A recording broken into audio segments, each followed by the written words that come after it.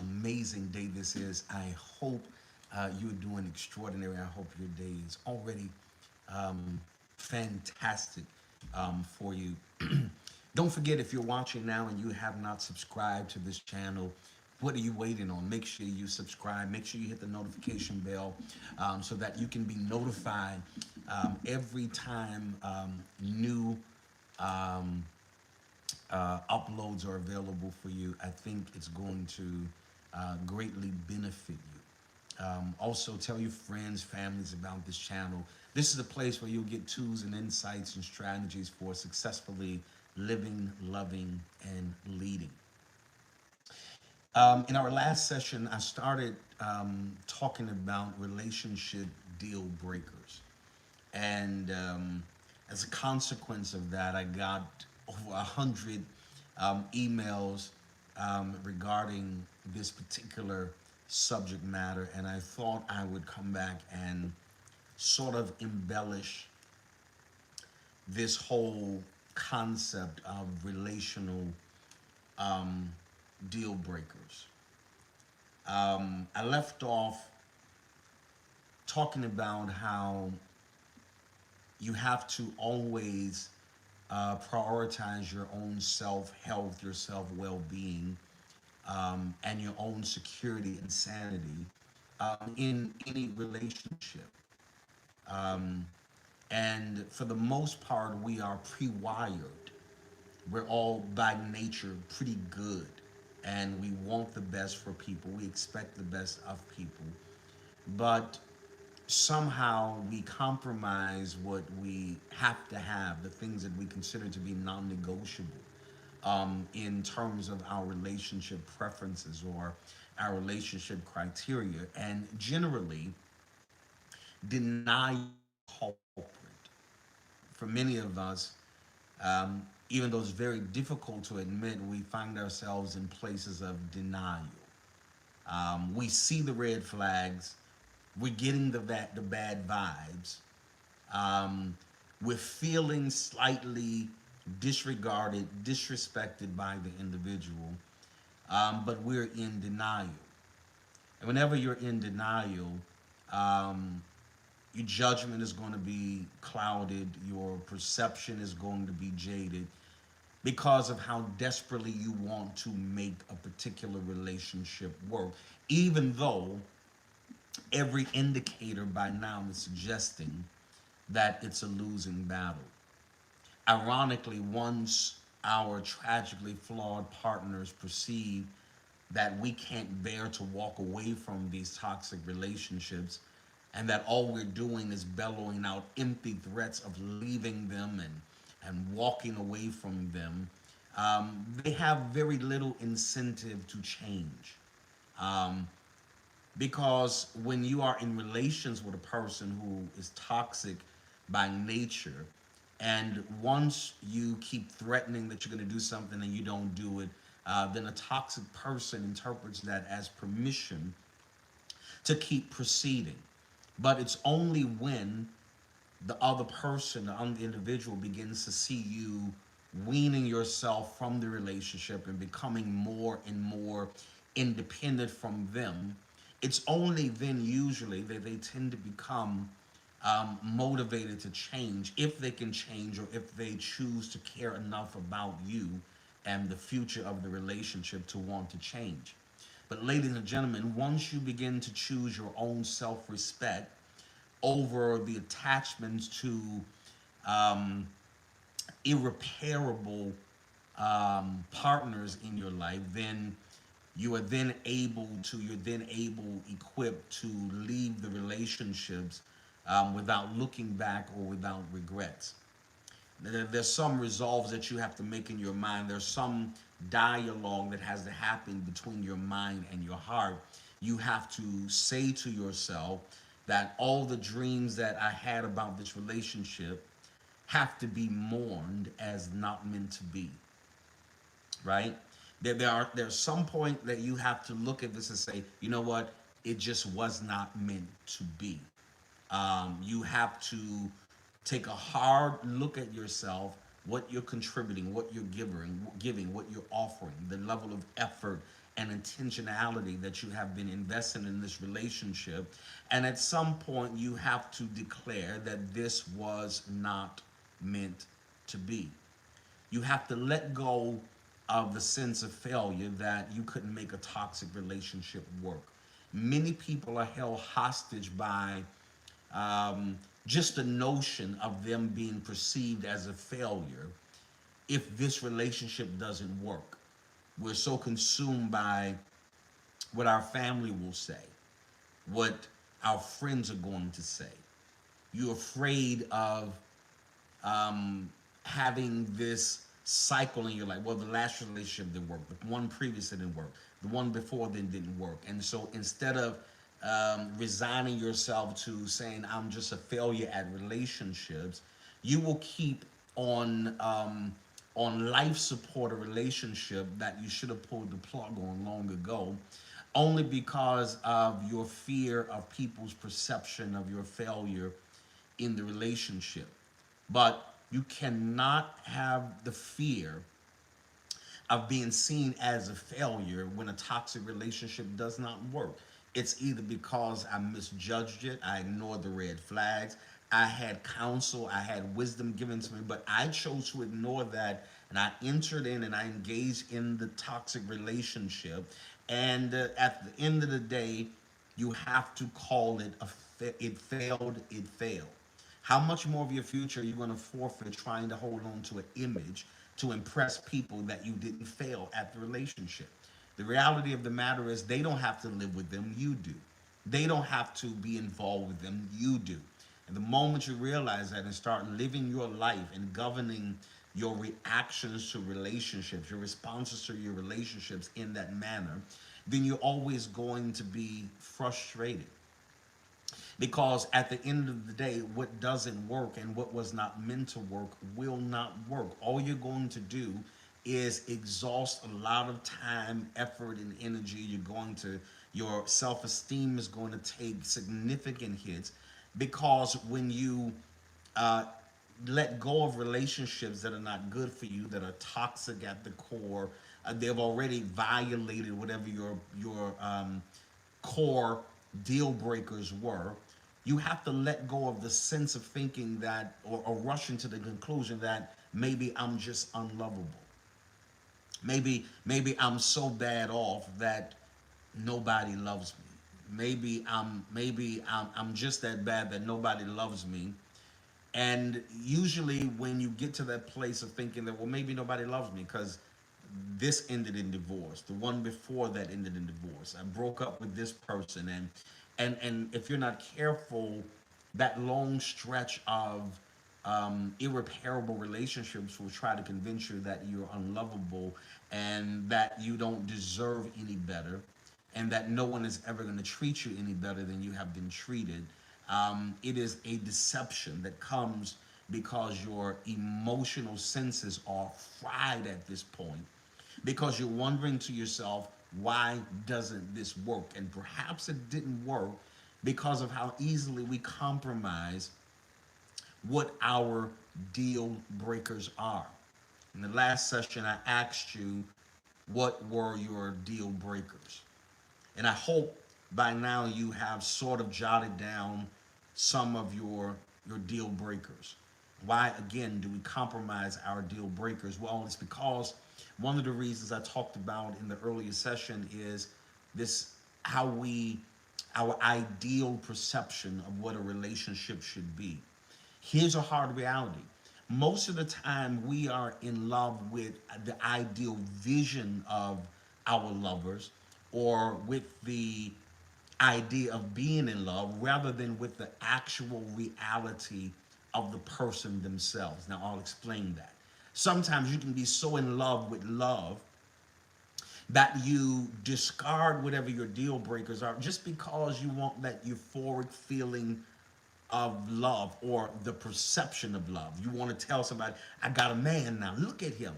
Or I got a woman now, look how fine she is, look how great she is. And generally we're basing the assessment of what we have gained as an asset based on their physicality, their sexuality. what they look like, how they talk, how they walk. But if we would take a more in-depth analysis in order to determine if this relationship is meant to be long-term, then you would find out that there are some deal breakers that perhaps we disregard or we overlook. Because in the initial stages of any relationship, the passion is at its peak.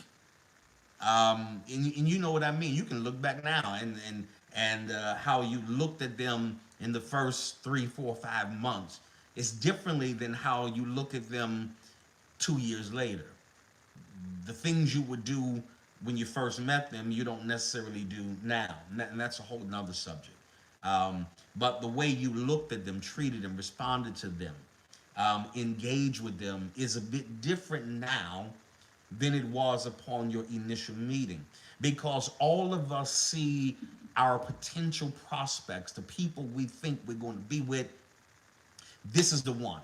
I'm not doing this dating thing again. I'm at a stage, I'm at an age now where I have to be sure about who it is that I am connected with. But we all tend to see the other person in an exaggerated light.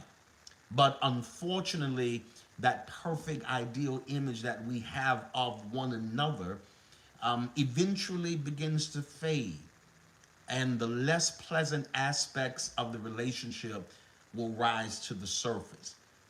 We all have it.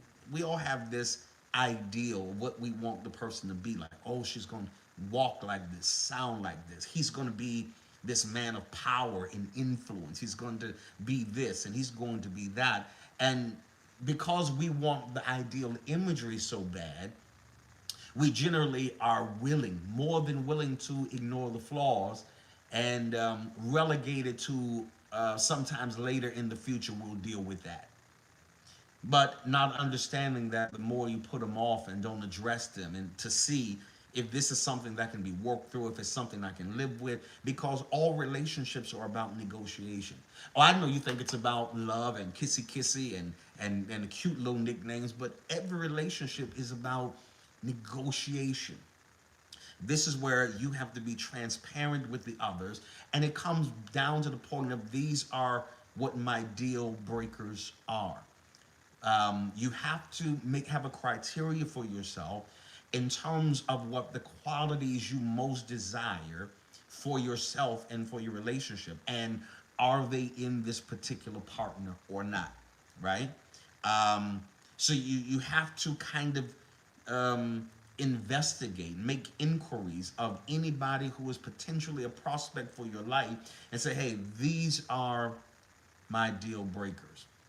Because anybody you intend to have a future with, then you have to be on the same page in every aspect of your life. Psychologically, you got to be on the same page in terms of finances. You got to be on the same page in terms of future. The children, you have to be in. You have to be on the same page if it's going to work.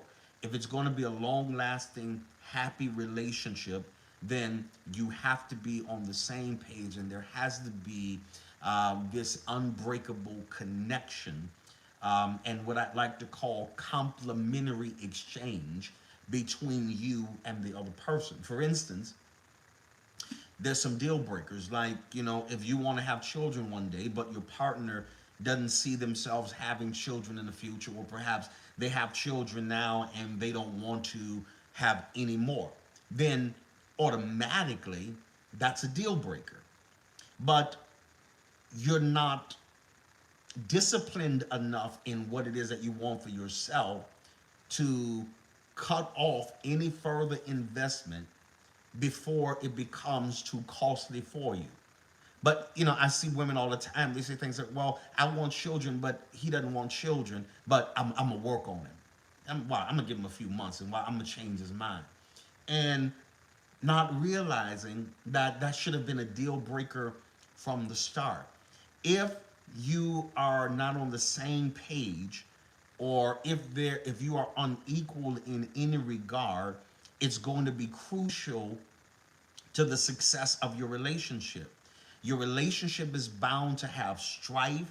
You're going to struggle to keep the relationship in balance. Over time, resentment and disappointments can mount if you dismiss the importance of your deal breakers, right? So probably at this stage, you've learned, some people have learned by now, okay, listen, I want to have children. Do you? No, I'm not at all interested in children. It's been very nice meeting you. Thank you so much for your time. I appreciate you meeting me. Before I make any emotional investment, your deal breakers are there to safeguard your sanity and to safeguard the breaking of your heart unnecessarily. Hear me when I tell you, ladies and gentlemen, you shouldn't have to compromise the hopes and the dreams that you have for your life. And if having children is something that is a non negotiable for you, then it is time to walk away unattached and unaffected by other person's right to do what they want or what they do not want to do. But again, you're not locked into whether they want to do it or not. This is my deal breaker. So stop forcing yourself into unnecessary heartbreak because you're trying to convince people who are never going to compromise on what it is they want. Not only are relationships non-negotiable, I mean, they are about negotiation, which means you have to put everything on the table, be honest. This is what I want. This is what I don't want. Now, one of the other issues that came as I was going through some of the emails of the last session, there was a question about abuse. Now, conflict is a natural, normal part of any relationship. But let me say this, any sort of abuse is off the top an automatic deal breaker. Run for the hills, don't look back. It's an automatic deal breaker, whether that abuse is physical, verbal, emotional, sexual. You should not have to tolerate any type of abusive treatment and behavior in any relationship. Now, I want that to sink into your mind. If your partner has hurt you or is hurting you in any capacity, whether this person was violent with you or they're using their words as a source of intimidation to you, whether they are belittling you with their words, that should be an immediate ending of you potentially considering this to be something long term and a relationship that's going to be sustainable. Here's what I tell people all the time when I'm counseling people that are engaged or have their heart set on being with somebody. Your partner should be your best friend and your biggest advocate, never someone you fear. Let me let that sink in for a moment. Your potential prospect as a partner, as a wife, as a husband, boyfriend, girlfriend, whatever, they should be your best friend and your biggest advocate. But they should never be someone you fear. Um, if you are in fear of them, they have not been ordained for your future, right? Because you want to have someone that at the end of the day, when you leave the office, when you leave school, when you leave wherever, you have a safe haven to come to, a place that is filled with peace, that is filled with tranquility, a place of serenity. And anybody you're with, anybody I'm with, you want them to be your friend, you want them to be your advocate, which means they will never hurt you, but they'll take a stance against anyone who's attempting to hurt you. But you should never be in fear of them. And but conflict is a natural part of any relationship. It's going to be conflict. I don't care.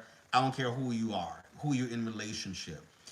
You and your partner are bound to have some disagreements, some arguments from time to time. But if you and your partner have a contentious connection, every time you walk in the door, there's yelling, there's bickering, there's belittlement, there's cursing, there's throwing things around.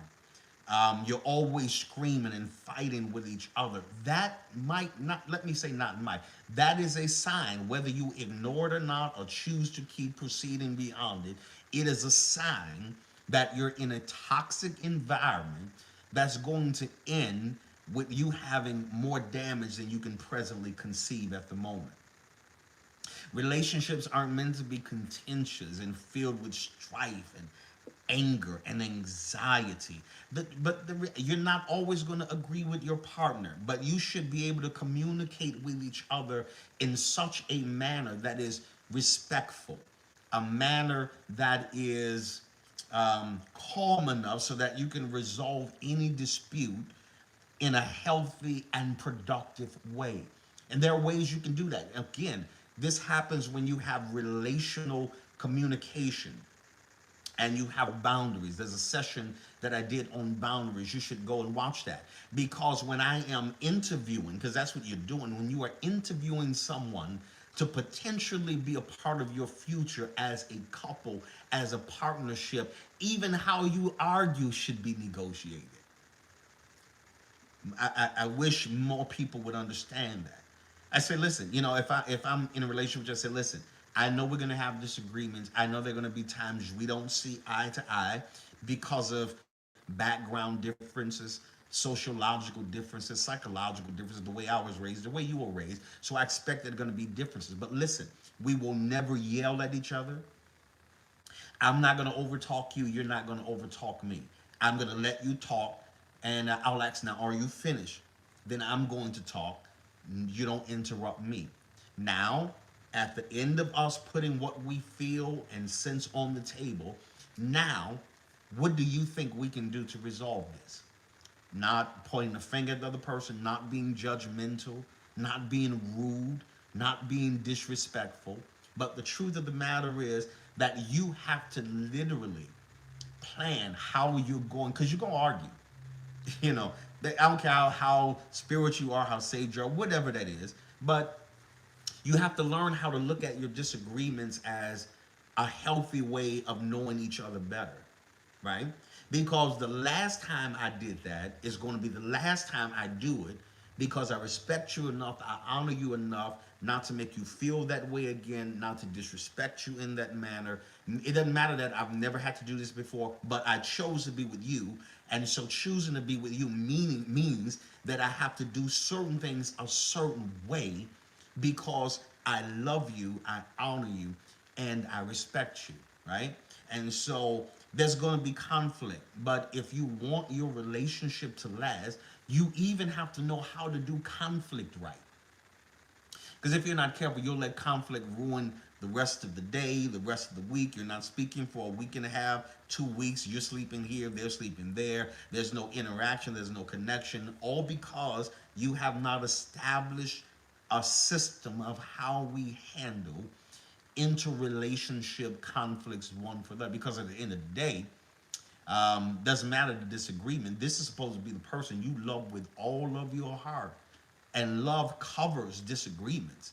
Because we're going to disagree, but at the end of the day, you have to know, how do we come back to a place of cohesiveness? How do we come back to a place of unity where we can function and move on beyond this moment? Because, ladies and gentlemen, if you want the relationship to last, you and your partner have to trust each other wholeheartedly. Now, I'm going to get into some things, and I think I have enough time in this session to at least um, get into this in an introductory manner, but you have to trust each other, because when there is no interpersonal or interrelationship trust, when it's missing or insufficient, its absence all but guarantees a difficult, painful, frustrating, and ultimately unsatisfying future for both partners.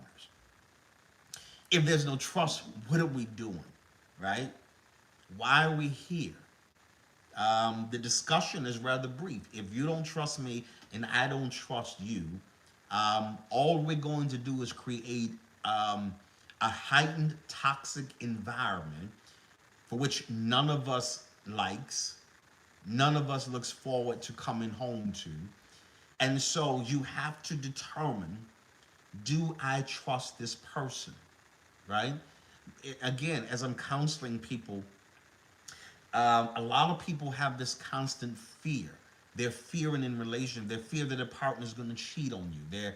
There is this lingering uncertainty and doubt that will eventually hurt your connection and prevent you from ever being truly happy and confident in your relationship if you're walking around not trusting and fearing what someone can potentially do. Now, hear me when I tell you, any person at any given time can do whatever it is they want to do. They're grown, they have a will, they have a mind. But you have to trust that the person you are relating to or in relationship with has a degree of morals, ethics, love for you. They understand the sanctity and the dignity of a relationship, and that they will never do that. Again, this goes back to what I was talking about, how you have to learn how to properly interview people. Because in the interviewing process, you're able to detect, she doesn't seem too trustworthy. He doesn't seem too trustworthy. That's why you got to learn how to ask the right questions. Ask about what happened with the last relationship. What do you think was generally the main reasons why things don't generally work out?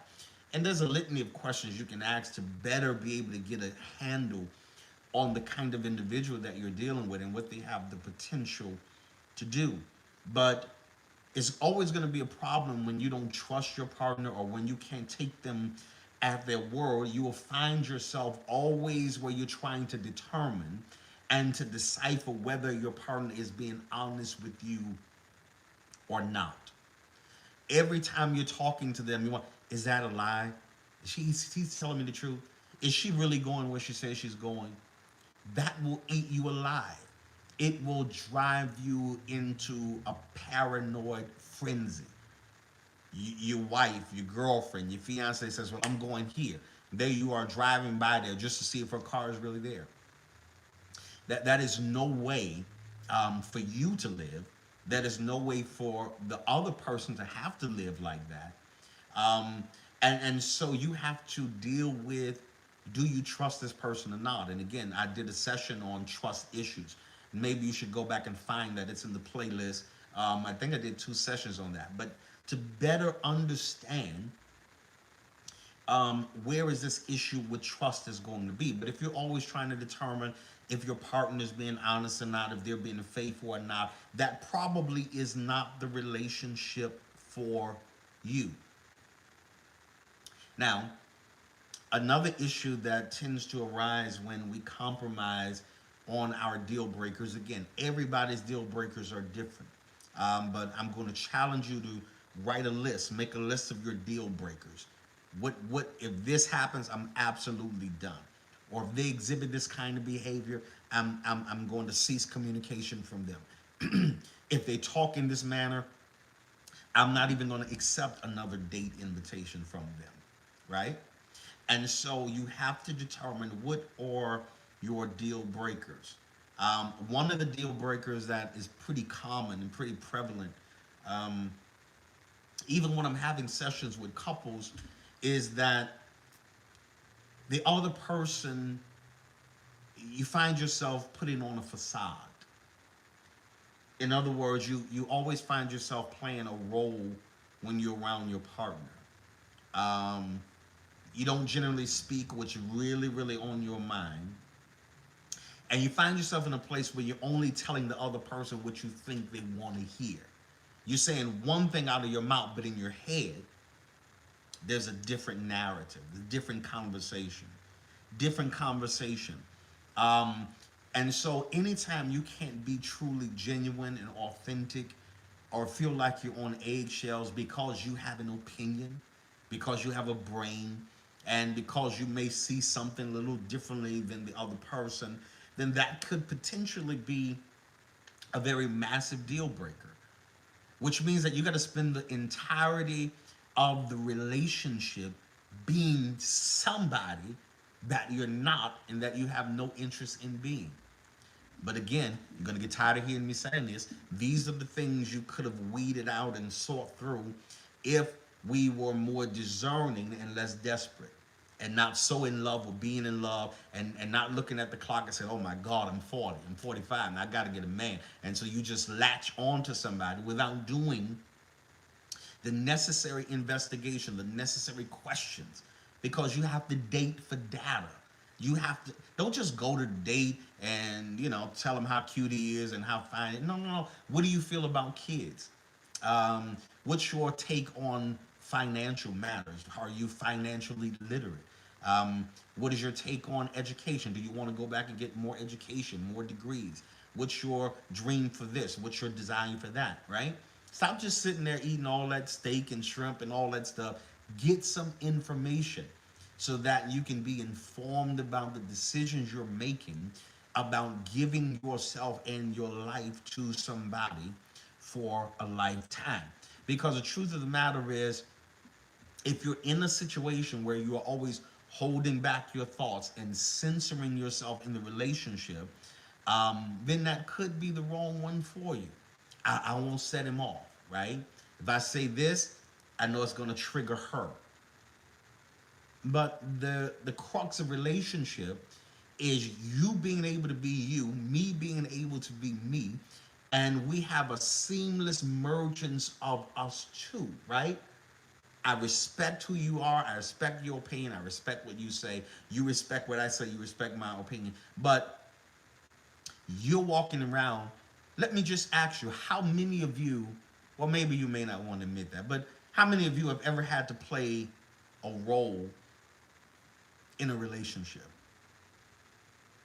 Uh, this is what I'm thinking, but this is what I'm going to say because that's going to keep down less confusion.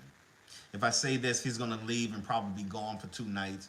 But the reality of the matter is, it's time to find relationships where you're not preventing yourself from being the person you really are. If you are really with the right person, or even entertaining a potentially right person, your partner should know and love the real you and not the version of yourself that they think that they want, right? Not, it's like being Clark Kent by day and Superman by night. I'm really Superman, but I got to play this Clark Kent role for somebody, right? And so you want to be with people who appreciate, who honor, who are attracted to who you really are, not this fake, made up, disingenuous version of yourself that you're presenting to them, because if they don't get this person, then they may leave.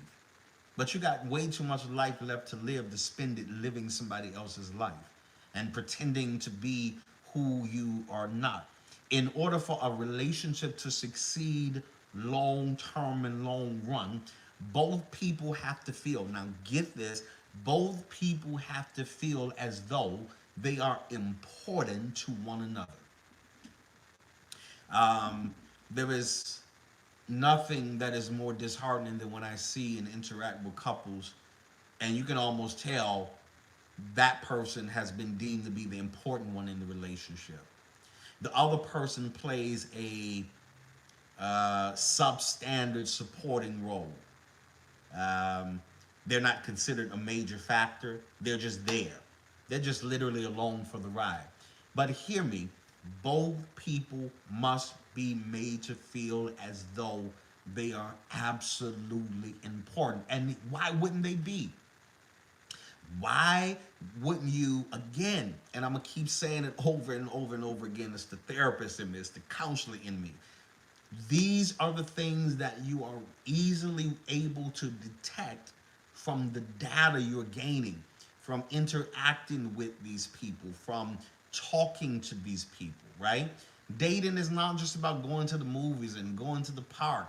It's about getting some in-depth analysis of the person that could potentially be your husband, be your wife, be the father of your kids, be the major influence over how your kids act and how they live their lives and how they raise their children. It's a lot involved in it. So you want to take enough time to make the right choices and the right decisions. And so it would behoove you to go out of your way to make the person you're with or engaging with feel important. However, the downside to that, if you make your partner feel for granted, or if you take them for granted, you make them feel unappreciative, you're never grateful for anything that they do. Sooner or later, one of your biggest regrets will be the day you took them for granted, because you can only be taken for granted for so long, right? Particularly when you know you're giving everything you got plus more. You're pulling from the reserve tank.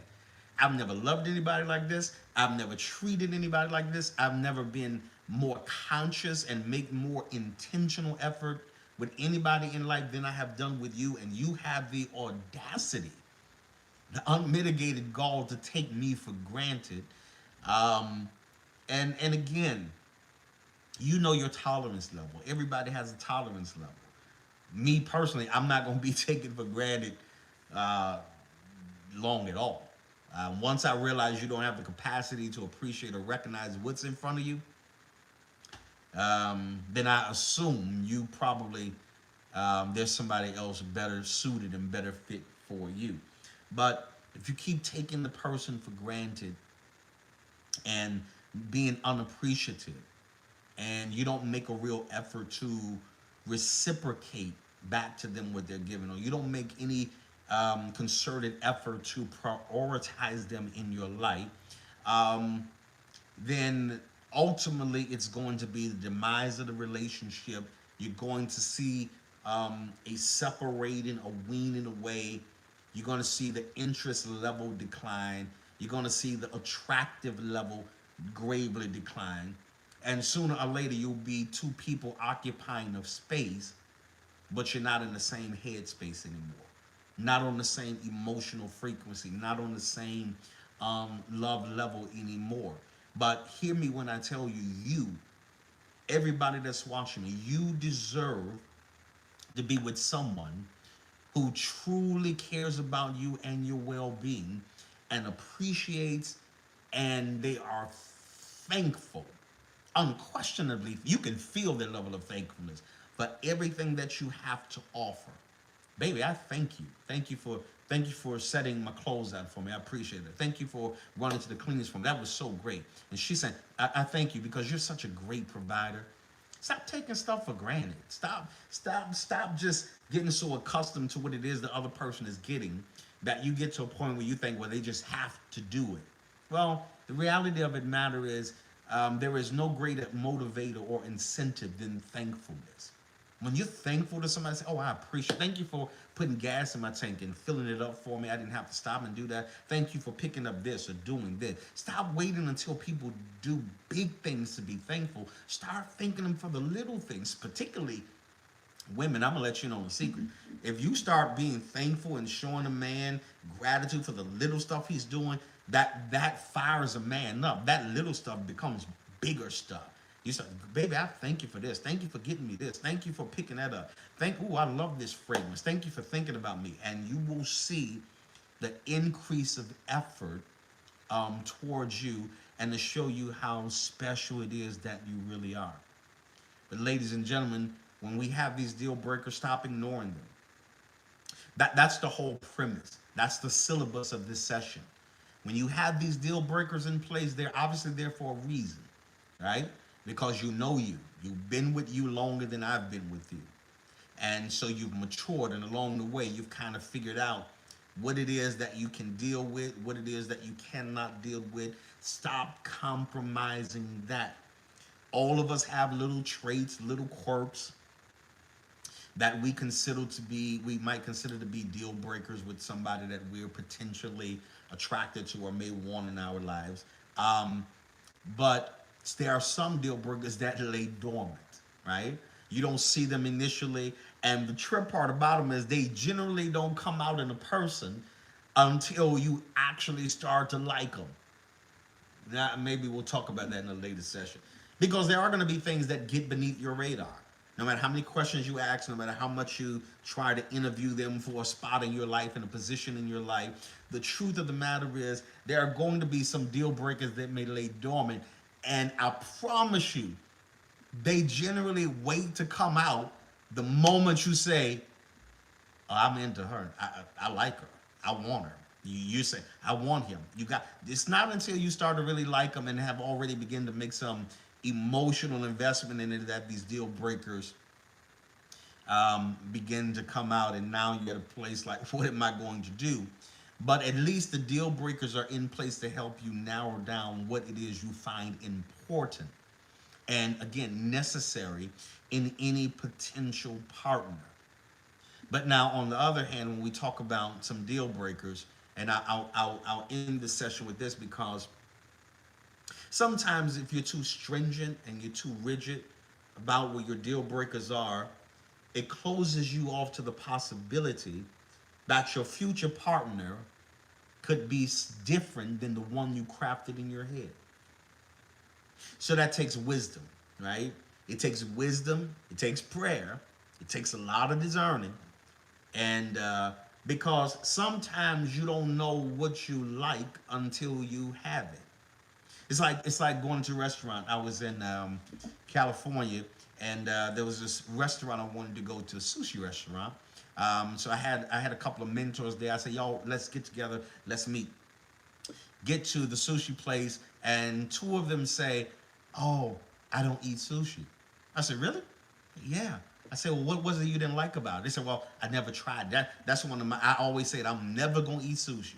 I'm not eating that raw stuff." Well, I say, first of all, sashimi is raw, not sushi, right? It's cooked. It's the shrimp, and it's some heat on it, so it's cooked. But my point is, sometimes you make these lists of what you don't do when you've never experienced or even allowed yourself to try something just a little out of your comfort zone to know what it is that you're gonna like. And let me tell you, before I left California, we went back two more times at their insistence. Oh, I want to go back. I know I'm saying, I thought you didn't like it, right? And so there are some things that as life and experience happens, as you get older, as you expand your mind, expand your experiences, then you'll know what's best for you. But I want you to keep in mind, stop compromising those deal breakers. They're there to safeguard your heart, your mind, your spirit, your sanity, your self care, and your self well being, right?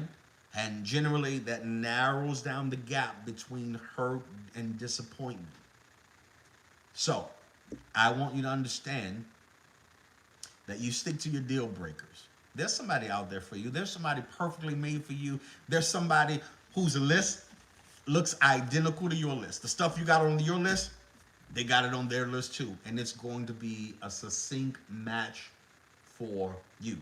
Don't give up on love. Don't give up on life. Don't give up on wanting what you want. Stop letting people talk you into compromising or settling or, downsizing or downplaying what you want. You only got one life to live, so you had better live it the way you want to live it.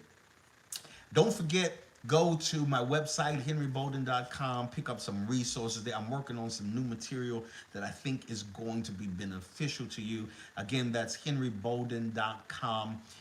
Go to the bookstore. There's some great things there. Also, you can send me questions, comments, concerns. I'll address them.